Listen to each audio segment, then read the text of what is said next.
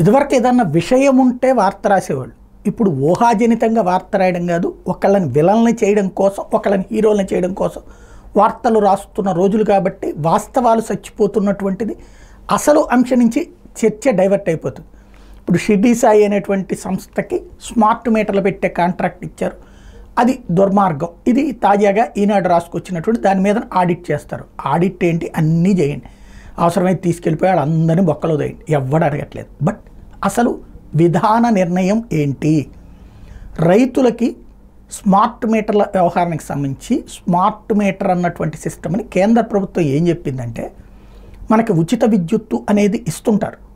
రాజశేఖర రెడ్డి హయాంలో ప్రారంభమైంది, ఆ తర్వాత వచ్చినటువంటి చంద్రబాబు కూడా కొనసాగించారు, అందరూ కూడా కొనసాగిస్తున్నారు స్మార్ట్ మీటర్లు. ఇది కరెంట్ అన్నటువంటిది ఉచిత కరెంట్ అన్నట్టు. అయితే అది క్రమంగా దుర్వినియోగం అయిపోతుంది. ఉచిత విద్యుత్ రైతు పేరుతో తీసుకుని దాన్ని వేరే వేరే పర్పస్లకి వాడుతున్నటువంటిది ఎక్కువైపోయింది. 1 ఎకరాకో లేదా 4 ఎకరాలకు 5 ఎకరాలకు ఒక రైతుకి ఇచ్చేటటువంటి ఉచిత విద్యుత్తులో 100 యూనిట్లో 200 యూనిట్లో కాలాల్సింది 1000 యూనిట్లు కాలిపోతుంది. అది ఎవడు అంచనా వేయట్లేదు. దీనివల్ల ఏమైపోతుంది, అక్కడ ఉచితంగా ఎంత కరెంట్ అయితే వాడుతున్నారో దాన్ని తీసుకొచ్చి మిగతా జనాల మీద రుద్దుతున్నటువంటి పరిస్థితి ఉంది. టోటల్గా దానివల్ల ఏమవుతుంది, మనం వాడే కరెంటుకి 2.5 రూపాయలకు 3 రూపాయలకు రావాల్సిన కరెంటు 10 రూపాయల దాకా కట్టాల్సి వస్తుంది. ఎందుకు అంటే అక్కడ ఇచ్చే ఉచితం వల్ల.